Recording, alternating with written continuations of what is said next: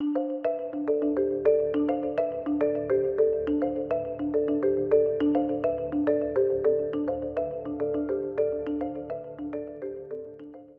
dia, pessoal. Acabei de colocar na mesa, finalmente, o jogo Arkham Horror versão ilimitada, que é uma versão de fã, um resgate, na verdade, feito da primeira versão do jogo Arkham Horror. Tá? A caixa do jogo era essa. Esse jogo, que eu saiba, nunca foi lançado em outra língua. Tá?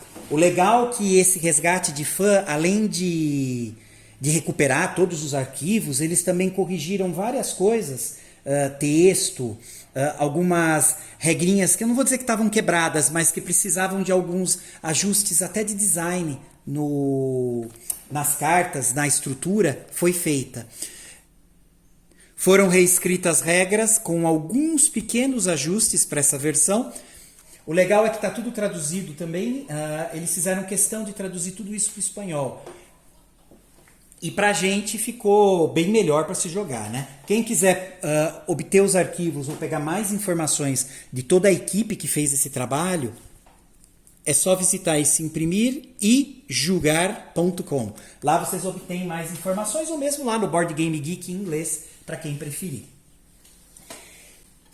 Pessoal, toda a franquia do Arkham Horror e do Eldritch Horror de board game, quem tem contato, pelo menos com os board games modernos, sabe que é uma temática que envolve todo aquele universo criado pelo escritor H.P. Lovecraft. Tá? O Lovecraft ele acabou ficando famoso, né, por conta dos contos de terror e de todo esse universo envolvendo algumas entidades antigas que rodam em torno de uma entidade-chefe, que é o Cthulhu, ou seja, o famoso universo cthulhense. Quem gosta de terror, é um prato cheio, tanto a leitura dos contos que ele fez sobre esse universo, quanto dessa franquia de jogos, porque todas envolvem exatamente isso. Né? Esses antigos, eles são pré-humanidade, né? Eles acabaram adormecidos, o que permitiu que o mundo se desenvolvesse, e agora eles estão despertando. E esse despertar significa que eles estão tentando dominar o mundo de novo, né? Tornar os seres humanos escravos, e levar ao caos e destruição toda a humanidade, com aquela pitada de terror grotesco, clássico do escritor. Então são entidades sempre disformes, e que elas mexem não só com a parte física dos heróis, dos personagens, ele também mexe com a sanidade deles. Então, quanto mais contato os personagens têm com essas entidades ou portais que vão aparecer místicos aqui que levam para outros mundos, menos sanidade esses personagens vão tendo. Então a gente tem que lidar com isso também, com a possibilidade dos personagens ficarem loucos durante o jogo. Literalmente perder totalmente a sanidade. Bom, o mapa originalmente dessa versão de fã foi feito para ser impresso em casa em 2 folhas A4. Não é o mapa original, o tamanho original que veio no jogo de 1987, em inglês. Então eu preferi recriar o mapa e deixar ele mais próximo do tamanho original. Então agora a gente tem esse mapa que são 3 folhas A4 e mais um pedacinho de cada uma. Isso deixou o mapa mais próximo do original. Como ele é um molde de jogo mais old school, quer dizer, 87, década de 80 em si, não se tinha jogos cheios de peças 3D. Esse jogo vinha com peões plásticos igualzinho o Banco Imobiliário. Então eu optei por fazer aqui em casa as miniaturas, né, caseiras, com todos os personagens originais do jogo, então casando aí com as fichas. Essa versão separou um pouco o mapa. Aqui virou cartinhas, tá? Eu fiz uma grande tira, mas são todos os mundos que a gente pode encontrar ao atravessar os portais que a gente vai ter como objetivo fechar nesse jogo. Então esses portais místicos, quando a gente adentra nele, eles vão levar exatamente para um desses mundos aqui espirituais. No caso, pessoal, o mapa original ficava aqui em cima e é o que a gente vai deixar. Cada mundo tem uma pequena tabela, né, a lá Wargame, que quando a gente adentra, a gente joga para ver o que está acontecendo.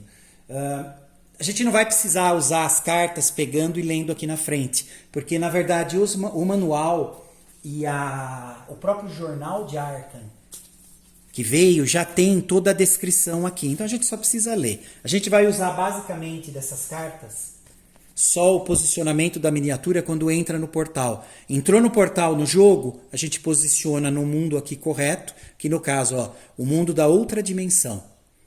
A gente posiciona a miniatura aqui no 2, vai jogar na tabela de eventos. O outro turno a gente vai para 1, se conseguir sobreviver, joga de novo e depois eu consigo voltar pelo portal místico de volta para Arkham. O jogo basicamente ele roda em cima da ideia de que a gente tem que fechar todos esses portais abertos para impedir que essas entidades dominem a cidade e posteriormente dominem o mundo.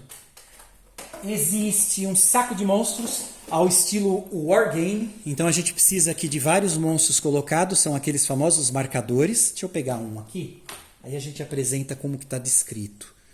Aqui já começa um redesign desse pessoal, né, dos fãs, que eles fizeram, que ajudou bastante a jogatina. Aqui, o marcador, tem o desenho do monstro, a setinha indica a direção que ele vai se mover no mapa pelas ruas. Esse símbolo do lado representa a qual mundo ele é relacionado. Por exemplo, esse símbolo de mais, isso foi um redesign feito, tá? Porque era de outra forma que não facilitava achar isso. A gente pega lá em cima as cartinhas, vocês vão notar que tem um mundo, ó, Rayleigh, que tem o símbolo. Então, os monstros que têm o mesmo símbolo são vinculados a esse outro mundo. Se a gente consegue fechar esse outro mundo, o portal, todos esses monstros são sugados por ele tematicamente e saem de jogo. Então, isso é bem, bem legal. Bom, direção que o monstro vai andar, o mundo que ele está vinculado. Aqui a gente tem, já em espanhol também, ó, LZQ seria esquerda 5. 5 é a quantidade de movimento que ele faz, sempre indo para a esquerda, na direção da seta. Se a gente vira, tem o nome dele. Aqui ficou com a tradução profundo, mas na prática isso aqui é um Deep One. Aqui do lado esquerdo, de novo, ó, LZQ, que basicamente seria esquerda. Então ele anda 5 para a esquerda, seria movimento. A força desse monstro é 9. A gente vai utilizar isso para os combates. Cor, aqui no caso, é sanidade. Tá? Então a sanidade, o que está separado por barra é que assim, toda vez que a gente encontra um monstro dentro desse jogo, a gente tem que fazer um teste de sanidade. Né? Porque normalmente eles são disformes e eles mexem muito com a nossa psique. Então a chance da gente ficar louco com a visão deles é muito grande. Então a gente pode ir perdendo a sanidade só pelo encontro. Aqui no caso eu sempre faço um teste de sanidade. Com este monstro, se eu passo, 0, eu não perco nada de sanidade. Se por acaso eu não passar no teste de sanidade, aí eu tenho que perder 1 de sanidade aqui, para esse monstro. Aqui não tem mais nada descrito. Alguns monstros diferem um pouquinho ou acrescentam algum tipo de regra.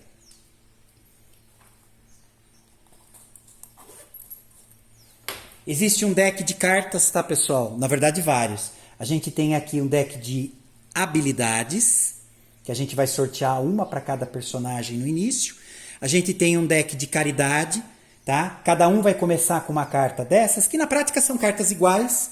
A gente vai começar com elas viradas para baixo. Agora não vai ter sentido, mas se por acaso um dos personagens ficar muito fraco, por exemplo, eu estou sem item, estou sem dinheiro, eu realmente estou muito atrasado em comparação com os demais.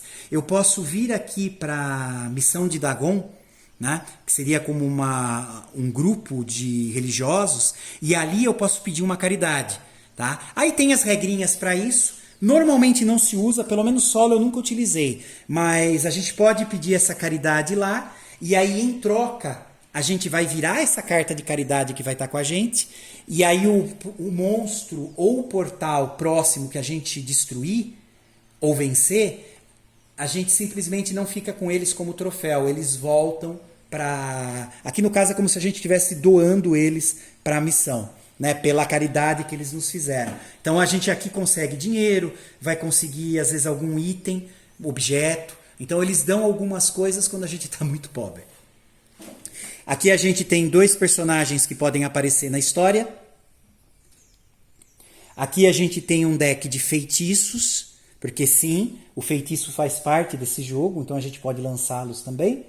A gente tem aqui um deck de antecipação. Isso daqui, na verdade, é dinheiro. Em alguns momentos a gente pode conseguir esse tipo de carta onde ele acaba dando dinheiro pra gente, né, em alguns momentos.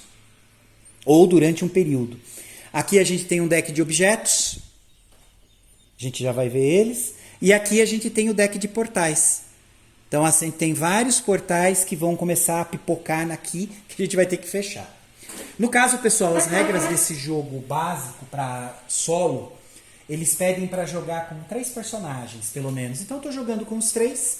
E dependendo do número de personagens, tem um certo número de limite de portais que podem estar abertos ou em jogo aqui. Esse número para 3 jogadores, 3 heróis, é 8 portais. Então, se tiver 8 portais em jogo, a gente perde o jogo. Se por acaso, aqui na trilha de perdição, o marcador que a gente vai utilizar chegou aqui no 14º, que é perdição de Arkham, significa que o tempo se esgotou, né? A cidade foi dominada, a gente perde o jogo. Na verdade, são os 2 gatilhos que dão o final de jogo. Bom, eu escolhi jogar com esses 3 personagens, tem vários, tá? Basicamente, o que muda são os status. Eu vou jogar aqui com Harvey Walters, que ele tem aqui o status de Persuadir 2, Combate 3, Conhecimento 5 e Escapar 3. A gente vai ver isso funcionando já, tá, pessoal? Aqui em cima seria a Sanidade, que a gente vai ter com limite de 7, e aqui a Força, que a gente vai ter também com limite de 7. Esse amarelo que está marcado aqui, porque seria aquele peãozinho amarelo de plástico, estilo Banco Imobiliário. No caso, a gente vai jogar com a miniatura, não precisa disso. A Gloria Goldberg, ela tem 5 de Persuadir, 4 de Combate, 3 de Conhecimento, 2 de Escapar. Basicamente, conhecimento, a gente vai utilizar esse valor para fazer os testes de feitiço. Então, toda vez que a gente tem que jogar um feitiço, a gente vai ter que fazer um teste. Esse teste é feito aqui. Se a gente passar, que vocês vão ver como isso funciona, a gente consegue lançar ali o feitiço. Mesma coisa, agora a gente tem o Joe Diamond, olha lá, Persuadir 4, Combater 5, conhecimento dele é fraco, é 2, o Escapar é 3. No caso, o status de Escapar significa a capacidade que eles têm de evitar um confronto. Então, às vezes a gente não quer encontrar o monstro, a gente queria simplesmente se esgueirar. Eu posso utilizar esse status para tentar isso. Lógico que se eu não consigo, eu me ferro, né? Como todo o bom jogo relacionado a Arkham Horror. Bom, pessoal, tem um dinheirinho também, que aliás eu não ia imprimir, acabei imprimindo, seguindo aí a dica do colega Joaquim Hard, de reduzir. Então eu dividi pela metade, eu não queria ter um monte de carta, ter que plastificar tudo que eu gosto, então eu fiz eles pequenininhos. E ficou muito, muito bom. Então a gente vai manter aqui. Bom, pessoal, vamos começar aqui a configuração básica. Lembrando que a gente precisa ter um manual, né, lógico, para ir tirando as dúvidas. E a gente precisa também aqui da Gazeta de Arkham. Pode-se dizer que é como se fosse um jornal. Aqui a gente tem todas as tabelas dos mundos que estão lá em cima, assim a gente não precisa ficar levantando para ver. E o mais importante, cada localidade aqui também, ó, a gente tem todos os eventos que podem acontecer em cada uma das localidades. A configuração é bem fácil. Inicialmente, cada personagem começa com $13. 13 em dinheiro. Aqui no caso eu já separei para todos, tá? Só para facilitar. Vou deixar aqui. Depois, durante a partida, eu vou tentar deixar as cartas que vão sendo colocadas aqui embaixo, com limite de 7, não aparentes, para a gente poder ver a jogatina aqui em cima. Mas conforme a gente for usando, eu vou mostrando. Cada jogador vai começar com uma habilidade. Deixa eu pegar o deck aqui. Olha lá. Então eu vou pegar a primeira por Harvey. Ó, o Harvey ele ganhou mais um ponto no status de combate por toda a partida. Então vou deixar aqui. A Gloria Goldberg, ela conseguiu, olha só, ela ganhou uma habilidade de conhecimento. Então o status dela, que era 3, agora é 4. Legal. O Joe Diamond, ele conseguiu mais um de persuasão. A persuasão dele é 4. Agora ele está bem forte disso. Vamos deixar aqui. Certo? A gente ganha um feitiço também. Tá aqui. Então vamos lá. Primeiro pro Harvey. Ó, ele conseguiu achar o livro Necronomicon. Que é literalmente agarrar ou matar um monstro do tabuleiro. Ó, o objetivo pode ser um portal ou um monstro. Beleza. Descarte depois de usar. Isso aqui a gente vai ver funcionando durante o jogo. Vamos pegar um feitiço para glória.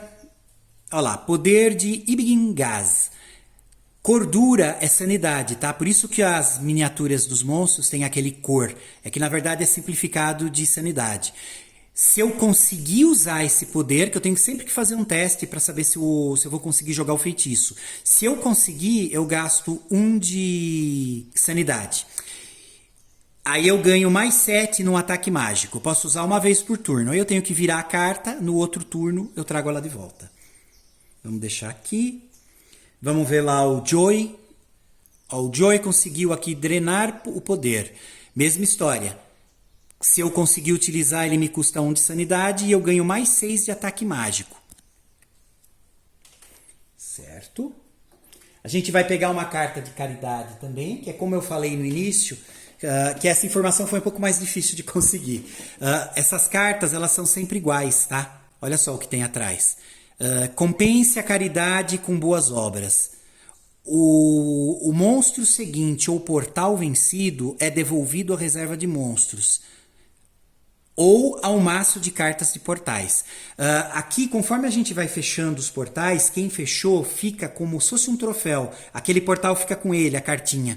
Aqui no caso, se a gente usou a caridade, ou seja, se em algum momento a gente for ali para a missão de Dagon, isso tem um pré-requisito, como eu expliquei, tá? Por isso que não é tão usado. A gente vai pedir para eles essa caridade, eles nos dão ali dinheiro, objeto, feitiço, só que em troca, o próximo portal ou monstro que eu matar, eu tenho que descartar. Não vai ficar comigo como troféu, tá? Então essas cartas de caridade, como a gente não pediu nada, elas vão ficar aqui, olha só, viradas, né? Tanto essa carta de caridade quanto essa carta de habilidade eu não considero ocupando espaço das 7 que a gente pode ter, tá? Então eu vou deixar elas aqui embaixo, ó, de caridade embaixo dessa, e não contabilizo ela embaixo.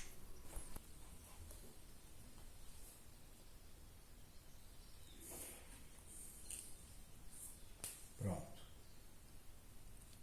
E a gente vai começar com 3 objetos cada um. Então eu já estou pegando aqui, tá, pessoal? Chave de prata. Coloque-a no quadrado de outro mundo que escolha. Você poderá mover-se livremente desde as terras do sonho, que é um outro mundo, tá, pessoal? E vice-versa. Em qualquer movimento ou encontro. Realize com êxito, antes de seu uso, um rolamento de sanidade. Seu proprietário pode mover esta carta a qualquer momento. Então, nesse caso, a gente vai ter um portal ali que eu vou conseguir me transportar para aquele lado. Às vezes é interessante para a gente ir para outro portal. Então essa daqui pode ser útil. Vamos ficar com ela aqui. São 3, então eu estou pegando mais um objeto. Olha só, símbolo arcano. Isso é legal. Ele custa 2 de sanidade. E eu tenho um fator de perdição que eu diminuo em 1. Ou seja, eu posso diminuir aqui a trilha de perdição, que é legal pra gente, né, se eu utilizar. Ela destrói um portal. Se deve estar no mesmo lado, de forma normal. Guardar como troféu. Evita a aparição de futuros portais e monstros nesse lugar. Literalmente, a gente, quando chega ali no portal, a gente pode fechar ele com esse símbolo arcano. Aí a gente deixa a carta no local e aquele local não vai mais poder surgir portal nem monstro. Então isso é bem, bem legal. Aliás, dos poderes mais fortes que a gente tem aqui no jogo, porque realmente é o nosso objetivo. Aliás, ficou com ele. Vamos pegar mais um. Aliás, agora é dela. É isso, deixa eu confirmar aqui. Acho que faltou um dele, né? Sim, ele tá com um feitiço e agora ele tem mais um aqui, ó. Convoca um leilão e participa se assim desejar. Tá, isso daqui depois a gente vê como funciona, que é outro que eu também não costumo utilizar. Isso a gente pode fazer também em algumas localidades. Bom, a gente pegou 3, então ficou com feitiço e 3 objetos. Vamos lá para a glória. Ela ganhou uma dinamite, que é uma arma física. Ó, mais 8 ao rolamento de combate. Descarte depois de utilizar. Ela conseguiu um revólver, mais 3 nas tiradas de combate. Esse símbolo de mão aqui do lado representa que ela ocupa uma mão. Tá? Tem alguns objetos que vão estar representados com 2 mãos. Aí eu não posso utilizar os 2 ao mesmo tempo. Vou pegar mais um. Opa, ela conseguiu o símbolo arcano também. Legal. Vamos pegar lá pro Joey. Olha só, ele conseguiu o Rubi de Hylie, que é uma arma mágica. Ele ganha mais 3 por turno nas jogadas de movimento. Legal. Mais um. Sílbato para táxi. Apito para o táxi. Utiliza o apito para se despachar a qualquer lugar do tabuleiro num táxi por $1. Sempre que você não esteja em outro mundo, óbvio. Só vou chamar o táxi se eu estiver no nosso mundo, quer dizer, no mapa. A rota pode estar bloqueada por monstros. Então, vamos deixar aqui. Esse valor do lado, pessoal, é que às vezes eu tenho que comprar ou às vezes eu quero vender. Então, a gente utiliza isso aqui como valor mesmo. Pronto. Isso foi a preparação de cartas dos personagens. Agora a gente tem que repartir 10 pontos entre força e sanidade. Utilizaria essas 2 trilhas da carta. Pessoal, eu não gosto de utilizar isso, tá? Normalmente eu utilizo o dado. Aqui normalmente, como são 10, eu tenho o hábito de fazer da seguinte forma. Eu deixo normalmente... Por exemplo, o Harvey, ele tem 3 de combate. Ele é bem fraquinho em combate. Então eu tenho o hábito de deixar com ele 6 de... sanidade. Aqui no caso, a Glória, ela tem menos conhecimento, então ela não é tão propensa a usar feitiço. Em compensação, ela é boa em persuasão. O que eu vou fazer aqui é deixar a média mesmo, vou deixar 5 aqui. O caso do Joey, também mesma história. Eu vou deixar 5 ou 6, eu acho que eu vou deixar 6. Vou deixar 6 aqui de... sanidade. E lógico, aí embaixo vem a força do personagem. Aqui tem 6, então embaixo vai ter 4. Lembrem que eu estou distribuindo 10 pontos entre eles. Aqui tem 5. Eu vou deixar 5 de força. Aqui tem 6, então vai ficar com 4 de força.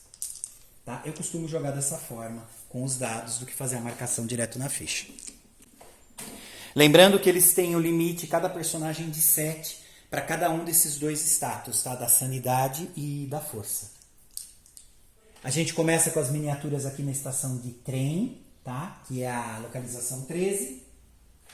A gente vai pegar a primeira carta de portal e colocar ela em jogo. Então, primeira coisa, a gente tem que jogar na tabela de portal para ver aonde ele vai aparecer. Aqui no caso, pessoal, no mapa original teria uma tabelinha aqui. Aqui a gente tem no próprio manual, tá aqui do lado, tá? A gente joga 2d6 e coloca o portal, né, na fase dele, onde ele aparecer.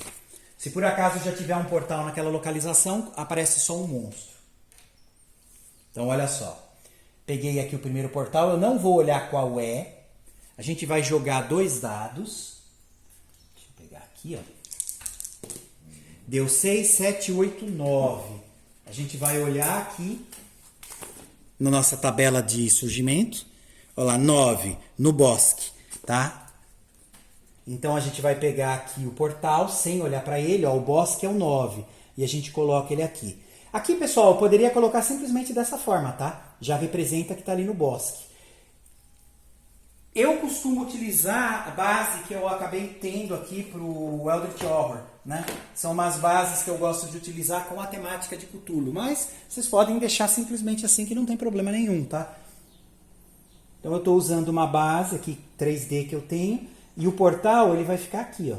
Eu não sei o que tem nesse portal, tá? Ele vai ficar dessa forma aí. Certo. Bom. E lembrando que ele está vinculado aqui ao bosque. Ok.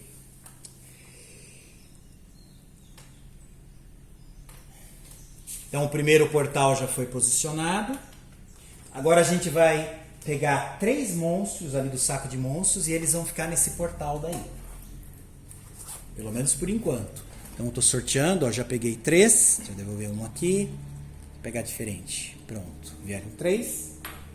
Olha lá. A gente tem esse monstro, que ele tem a velocidade 5, ele pertence a esse mundo e anda para lá. E, olha só, ele é o Biak. E ele voa. Ele tem uma velocidade de 5, a força de 8 e a sanidade, se a gente, quando faz o teste de encontro, se eu ganho, não perco nada, se eu perco 1. Tá, esse vai ficar ali. A gente tem monstros voadores aqui que eles se movimentam de uma forma um pouquinho diferente dos outros, tá? Normalmente eles vão atrás dos personagens que estão aqui na rua. A gente tem mais um voador, olha só. Esse daqui ele voa 6, é a velocidade dele, na verdade. É um anjo descarnado. Ó, voador, que é o tipo, no manual tem descrito o que ele faz, ó, velocidade 6, força 14, e ele tem aqui a sanidade, se a gente passa não perde nada, e se perde, perde 1. O que ele faz quando ele alcança a vítima? Olha só, ele leva a vítima até o portal mais próximo. Na verdade, imagine tematicamente ele voando, ele agarra o personagem e ele vai jogar dentro do portal que estiver mais próximo. Isso pode ser uma estratégia até boa, dependendo de como a gente joga. Bom, o último que saiu foi esse daqui, que é o Deep One. A mesma história, só que esse se move fisicamente, ele não voa. Ó. Ele anda 5 para a esquerda, na direção da seta, e pertence a esse mundo daqui, que é o demais, o símbolo. Olha lá.